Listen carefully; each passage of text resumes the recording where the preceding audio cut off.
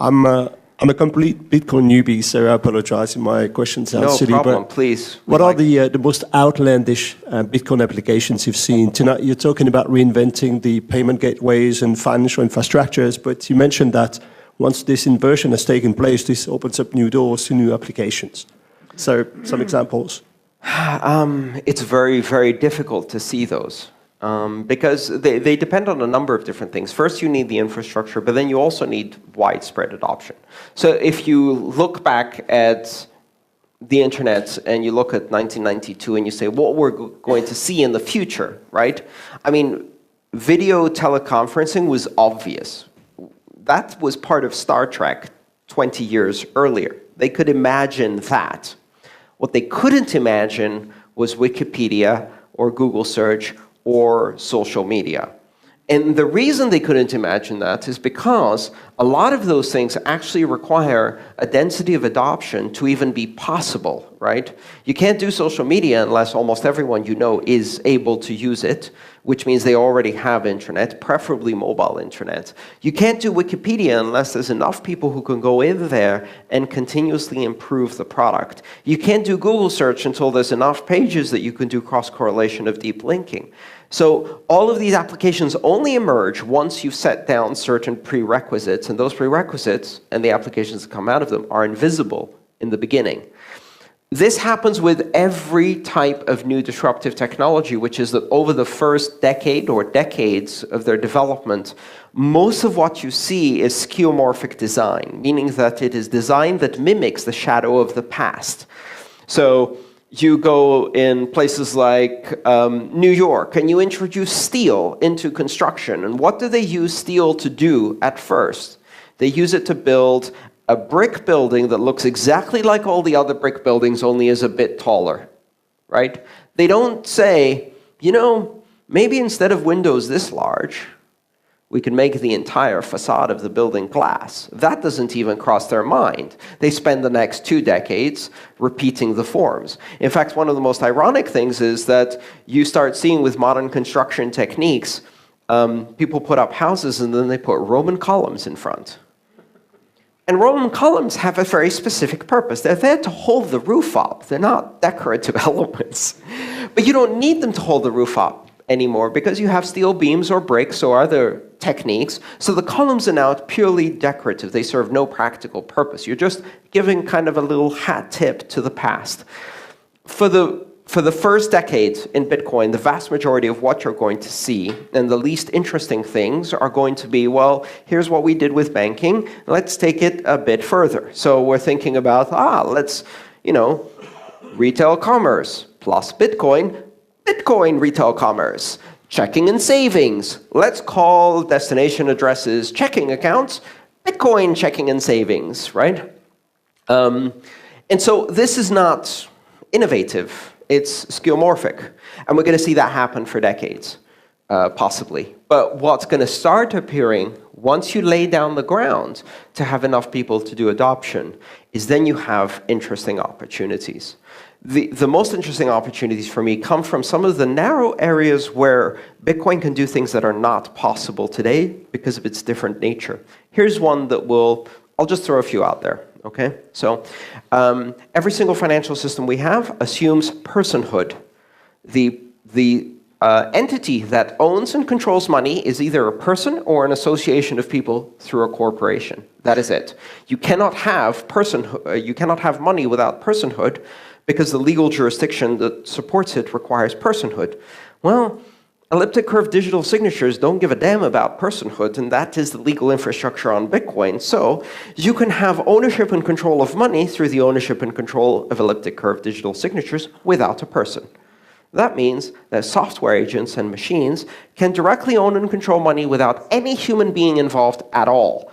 You could create an autonomous system of charity that trolls the web, looks for hurricanes, and then if it finds enough, it starts a fundraiser, takes the money, and then distributes it equally to charitable organizations or directly to the people who, through the GPS on their phone, show that they are in the middle of the disaster, and has no board of directors, no owners, no corporate structure whatsoever. It's simply an automatic money controlling system.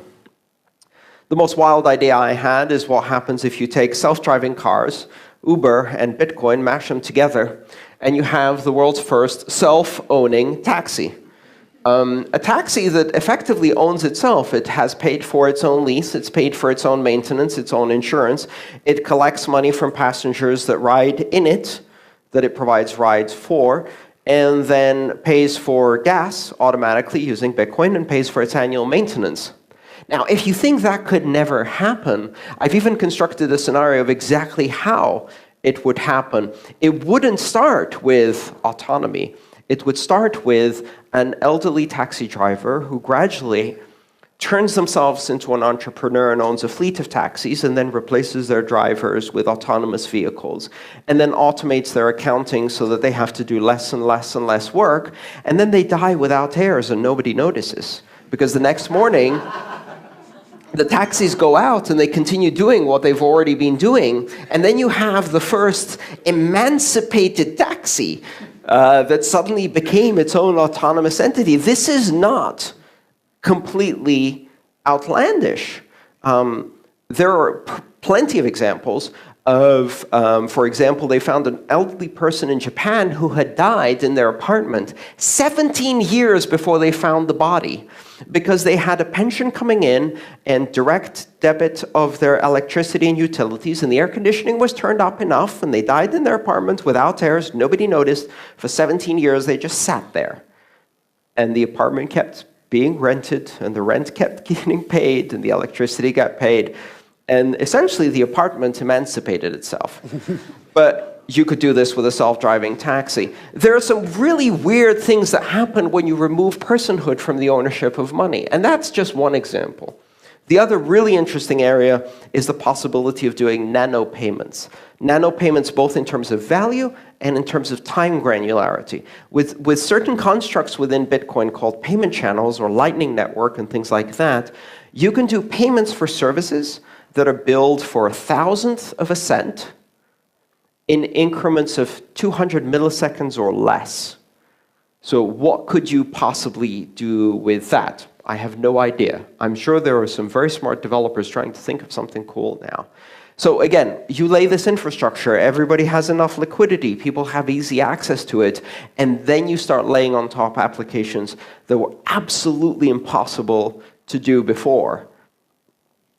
And that's when we really have an interesting world. So yeah, that's going to happen over the next 20 years. Okay, let's take maybe 2 more questions. Yes. Hello. Hey. You mentioned earlier, assuming a widespread adoption of Bitcoin, do you believe that we're going to see, similar like today, different currencies in different regions of the world? Or do you believe that there will be just one Bitcoin, assuming this takes over? Do you speak English? Do you speak German also? Yeah. Did you abandon German once you learned English? No. No. But No, sorry. English I think I was unclear. Do you assume there will be more than one Bitcoin? Yes, well, again, to that question is, the point is that you didn't abandon German when you started learning English, and the reason you didn't abandon it is because while English has its uses and may in some places in the world be the dominant language, that doesn't mean that it exists in exclusion of the other languages. And in fact, you have the ability to use multiple languages. And what you do is you use languages that are appropriate for the context in which you are. And that gives you cultural significance and use within the niche, right? And so when you think of money as something that is owned by the state and associated with a flag, like, for example, Swiss Air, right? Remember when all of the airlines had flags on them, and each country only had one airline, and it was the only one that was allowed to land in the main airport? Yes, okay, I'm over 40. But I remember it, and that was an absurd idea, right? When you only had one phone company, it was the national phone company. And it was the only one allowed to install residential telephone lines within the homes of people resident in that country, and the only one allowed to do long-distance calls. That thinking for currency still exists today, and it is an absurd idea, and it creates absurd consequences, the idea that for one currency to succeed, the others have to lose, or that there can be within a jurisdiction only one currency, and if you had a currency of every jurisdiction, then eventually it would become the only currency. If you think of, instead of currency as a form of language, as a linguistic construct for expressing value, there are languages that work in certain contexts, right? How many of you speak Greek? You're wrong. All of you speak Greek. Have you ever heard of a gastroenterologist, an ophthalmologist, an orthopedic? Right? You speak Greek because medicine is the context in which we all speak Greek. A bit of Greek. And so we speak Greek. We also all speak Latin. Right? And in some domains, we all speak English because of computers, and in some domains, we speak German, and in some domains, we speak Spanish.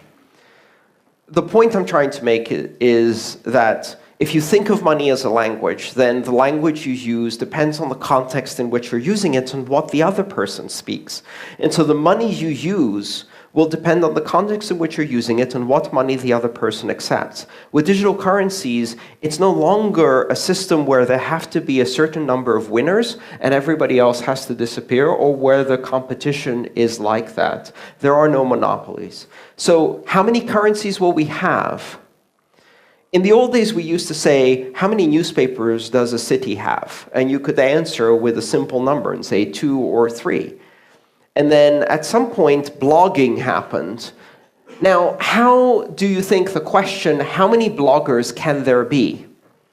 And can one blogger dominate all of the blogging within a country or a topic or a language? You see, it becomes an absurd question because everyone can be a blogger. And every one of us can be a bank. And every one of us can have a currency. And therefore, the concept of how many will there be? Well, all of them, right? Thousands, hundreds of thousands. How many of them will be important? Tens, hundreds. And will they displace one another? Or will one be the universal currency? There will be no universal currency for the same reason there is no universal language, because there is no universal culture, and there is no universal context, and there is no universal set of needs. So this is a really good question that you're asking, because this is a question that comes up a lot, again and again and again, and it reflects this new way that we have to start thinking about currency, which is completely separate from the way we thought before. Ironically, the idea of national currencies associated with a flag, not only will that end up being something that doesn't exist in the future, but in the end, it will be something that only existed for a very short period of time in history. It's a relatively new invention, and it will go away pretty soon. In the United States, for example, Ben Franklin, one of the founders of the country, his job was a commercial printer. His #1 product was private currencies. He printed private currencies because in those days, the idea of one currency across an entire federated nation was nonsense. Turns out they were right. It's nonsense. If you turn a whole economic area into one currency, oh boy, that could go wrong, said the Greek.